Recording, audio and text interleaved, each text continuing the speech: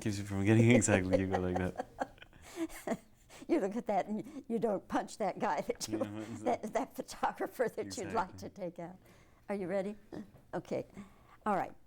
Gael, Yes. welcome to Texas. Thank you very much. Although you know Texas, don't you? Been here for a little bit. Yeah. Yes. Not so long ago.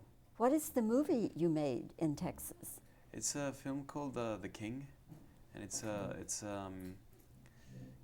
kind of a classical tragedy. You know, it's the bastard son that comes back to regain his lost empire, which in this case it would be the Evangelist Church.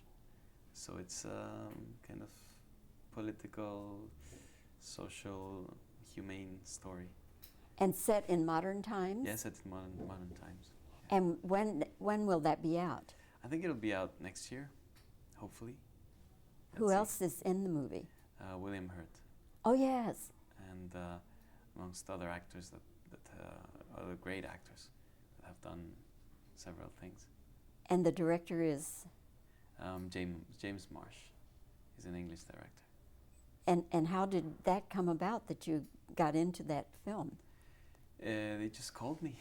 I think they just they called me like 3 years ago. It's been going on, or 2 years ago, something like that.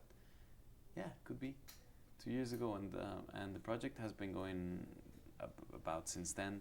It's a very small independent project, and it was great because they could the dates worked and the whole disposition of everyone being able to do it was like combined, and we were able to I was able to spend 3 months here in Texas and enjoying it very much because I think it's a very unique place. I think it's incredibly. It's neither the United States nor Mexico. It's a country in itself, but it's the same territory. It's like I see it very well integrated. I mean, from my point of view and from the perspective I saw, I mean, definitely is such a big state that it's difficult to get to know it all, you know. You're sounding like a Texan because, see, we have that attitude that we are a nation. I sincerely feel that it has its own identity, and it's great. I mean, identity is not something nowadays. Everything wants to be so homogeneous, you know, and identity really keeps dialogue happening, keeps communication going in a sense, and there's many things to value from that, and there is an identity that is from both the United States and Mexico that is very well maintained or well kind of constructed here in Texas, and it kind of makes me proud as well. Good. Well, we make you an honorary Texan. Okay, thank you. A Mexican-born Texan. Mexican-born Texan, okay. From Guadalajara. Okay. Was that before, I mean, did you do Motorcycle Diaries before you did The King? Yes, way before. The Motorcycle Diaries, we did it like 2 years ago, and I was 23, 24, yeah, 2 years ago. And the Bad Education immediately after that film. But they both of them took like 8 months in total together with the preparation and everything to be done. Took like 2 years of my life of doing them, which was great. I have I don't regret it at all. What else would you been doing those 2 years? Exactly. Just, bumming around, looking for work. Exactly. Well, or maybe studying or something. But this was a great school. This was a great pathway to a little bit of knowledge, and it's great to be able to experiment this. I mean, this both like diametrically opposite films that actually complement each other for some reason. I don't know. I think they both have a very, very serious and very honest point of view, and that's what makes them similar. At the same time, it makes them different. The thing, as the movie went on, Motorcycle Diaries, we will talk about Bad Education, don't worry, but the thing about Motorcycle Diaries that intrigued me, I guess because I knew what eventually Che Guevara did, I kept looking for those little seeds of political unrest, and then it does build up toward the end of the movie. And I kept wanting the movie to go on so that we could see what happened. Is there any talk at all of there being a sequel to that? No, that would be amazing. No, I don't. I don't know. I hope there's no talk about it. Really, I mean, there's no. There's only good intentions. Would you be For interested? some reason. Would I be interested? Depends, of course. I mean, depends on the. I mean, if it has the same. I mean, it has to be like an investigation and kind of like I don't know. We have to do a master's degree in a sense now with this new story that if it comes up to be told, it has to maintain the same spirit in a way for it to be a sequel, for it to be a kind of a continuation of the journey that we planted. So it's a question of revisiting what we did, seeing what happened afterwards, analyzing it carefully, and deciding what to tell. Because also it's impossible to tell someone's life, someone's I don't know, someone's instant as full of that complexity. I mean, in a film, it requires you to be very specific, and hopefully we will be if that comes along. But let's see. I mean, that I hope it happens really. Let's talk now about Bad Education, an extraordinary opportunity for an actor because you are playing 3 different characters. So let's take each one and you tell me who and what that character is. We would say Angel, but you say, how do you pronounce it? Angel. Angel. Yeah. Okay, Angel. Who is Angel? What is Angel? It's that you know it's always been kind of difficult to describe the different characters in this film, especially if to actually dissect it and realize if it's only one character or a few characters. You know, it's kind of difficult to do that. I think Angel is the person this character wants to become. Is an actor that imposes himself a new identity, and he is willing to do anything that is possible, anything in his means that he can do so as to become this incredibly famous or maybe just this actor that he wants to become, or maybe both. And then Juan. Juan is perhaps it's the kid that kind of suffered the tragedy of being who he is, and cannot see further away from his frame of mind, and he decides to. It's kind of weird. I feel weird talking about it because if not, I'm gonna sell a bit of the plot. You know. No. Would it be fair to say that Juan was a victim? As a victim. I wouldn't like to impose that judgment on him, because some might argue that yes, he's a victim, and some might argue that no, he's a completely amoral character. That's up to everyone's kind of judgment to decide. But I wouldn't like to. I don't really like impose those for the characters. I don't impose any if they're good or bad or anything like that. Or it's tough enough to play someone human. I mean, human complexity has that, has those levels that are very difficult to dissect. It's impossible, I think. Then, probably the most memorable, maybe for the audience, would be Zahara. You're smiling. You're laughing. Well, that was great because she became like a character of its. I mean, of its own. You know, you can. I don't know. I wish I could see like the Sahara show. You know, in television, would be great. No, to see like a talk show of Sahara, because it's a character that's incredibly free, and there's something great about this character that she doesn't want to prove that she's a girl. You know, she doesn't want to. She has nothing to prove. She doesn't make the point. Everything she does. On the contrary, she's very. She has it very assumed that she's a girl, and that is kind of that is nice to see as in a transvestite, because generally transvestites overdo the woman, overdo the feminine side, and I think Sahara was very polite in that sense with herself. Did you have to get comfortable with the role, or did it take you a while to get comfortable with the role of Sahara? It took a while because it was difficult to. It's difficult to do it well, and it's difficult to do it properly, and it's something that requires a lot of requires a life sometimes of work.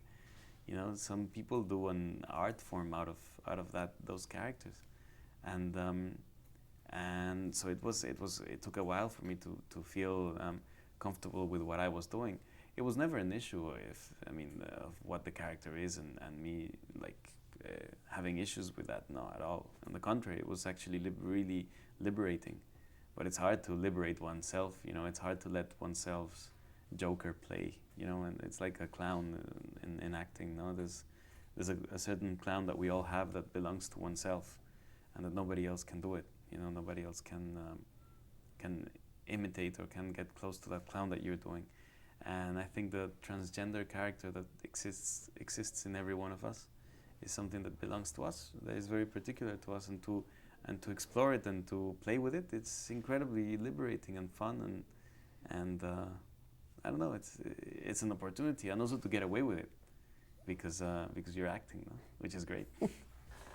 Did you model Zahara after anyone in particular? Mm-hmm. I think took examples took many things from every single woman I met, different words and different gestures and different way of putting the hands and the legs and just moving in general, but I paid close attention to all the great Spanish actresses, like Victoria Abril and Carmen Maura and Marisa Paredes and Cecilia Roth and just Maribel Verdú.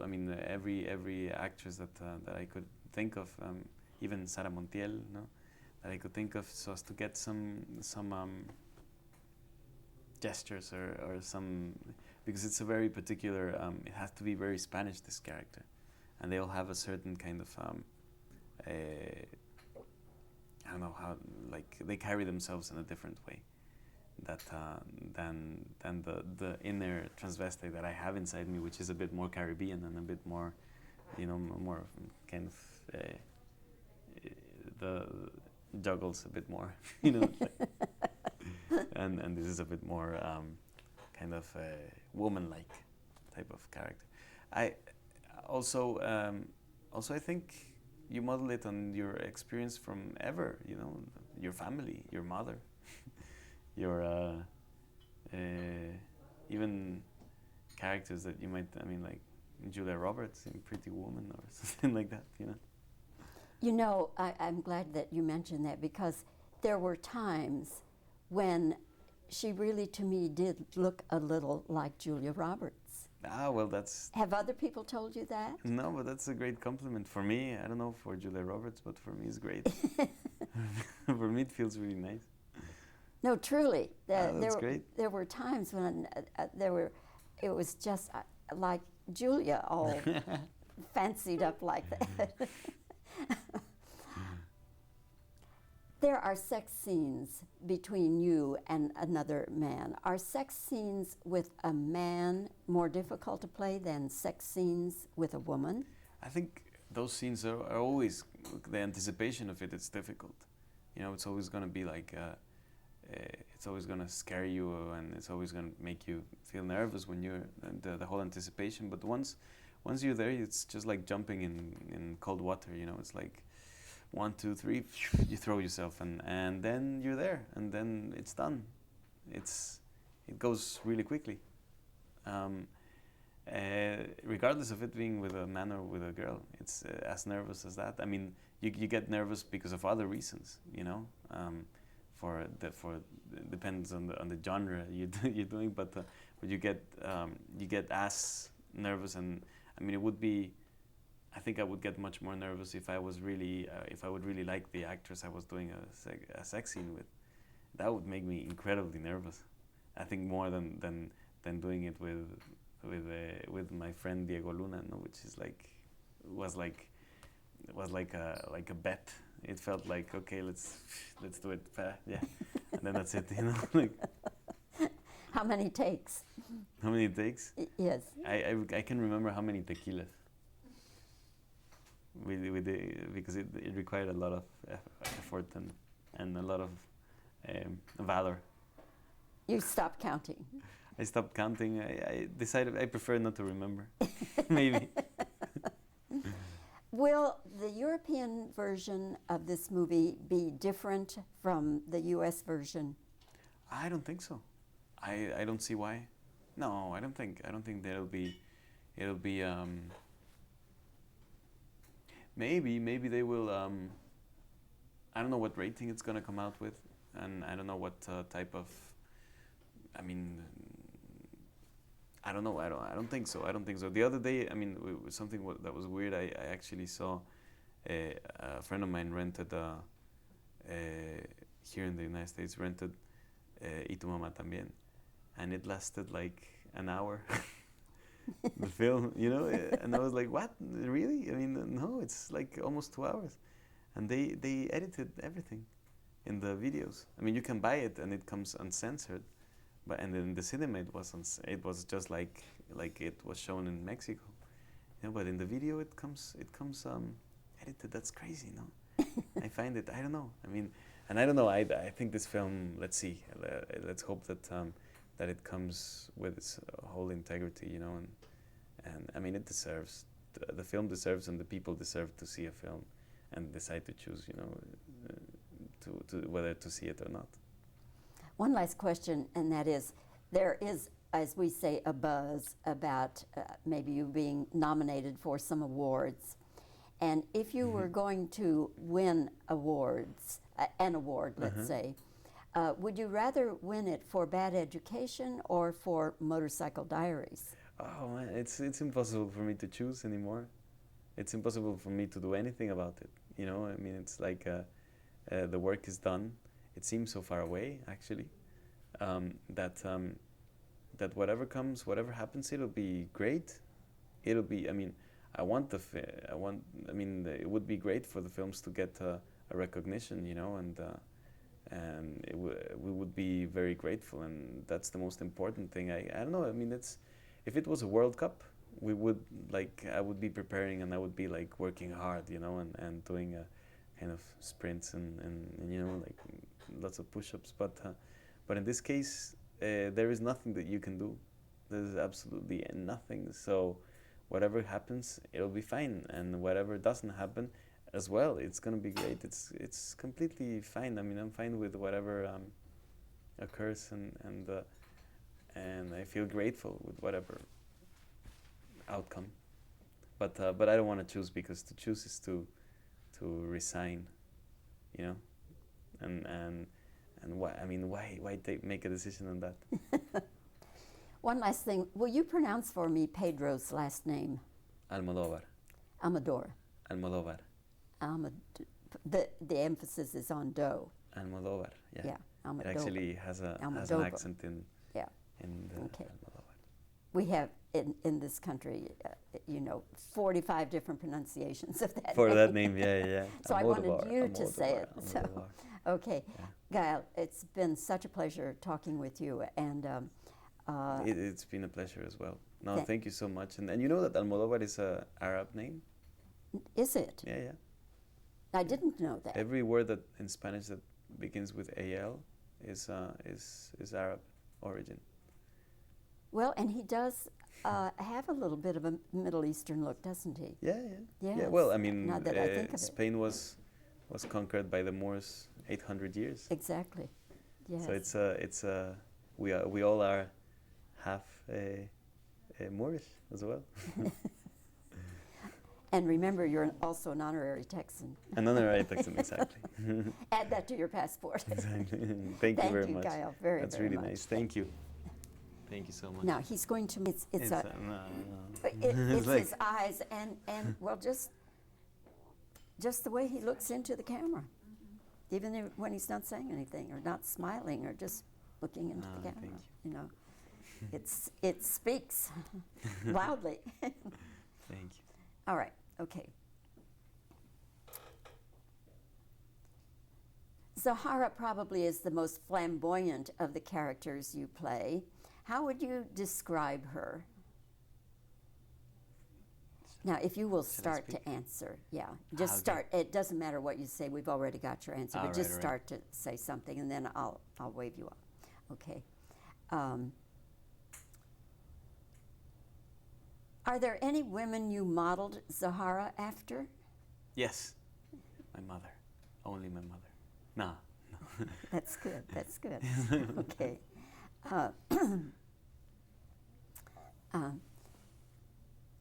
Was playing Zahara more difficult? Excuse me. Was playing Zahara more difficult than the other characters? I'm gonna contradict myself. I don't think it was Okay. difficult. All right.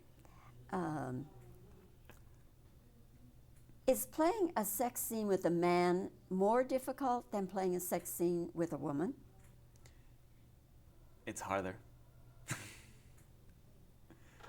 It's harder. Off camera, I say then. Okay. Then. Okay. All right, let's see.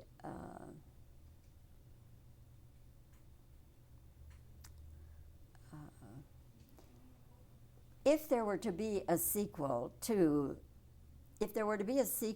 Motorcycle Diaries, would you be interested in playing the political Shay? Only if he goes to if Che goes to space. That would be a good sequel. When He kind of is in Che space, isn't he? Now? Since he's no longer on Earth. Exactly, maybe he's he somewhere is in else. space. Okay. What kind of a character do you play in this movie you made in Texas, The King? The bastard son that comes back to regain. Blah blah. My usual Okay, all right. jet lag answer. I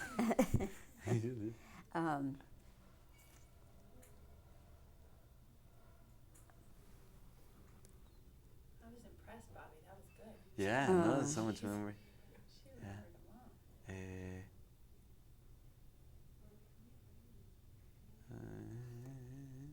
What else? What else? Uh, The last oh. one. Which one are you referring to? The last one about. Oh, maybe no. I mean, just. Okay. uh, Let me ask you this, even though I didn't ask it on camera, and now this time give me a Okay. real answer. Okay. Were all of the characters' scenes, were all of Juan's scenes shot at one time and all Zahara's at one time? The Sahara was shot in one time, and Juan and Angel was mixed. And also there was a mix between Angel and Sahara as well. But mainly the girl part was done at the end because I had to lose a lot of weight and I had to have my legs waxed and my how do you call this? Eyebrows plucked. So and I had to be shaved all day, and so it required certain practicalities which didn't allow me to play the other parts. But that's why it needed to be all together at the end. Okay. I think that'll do it.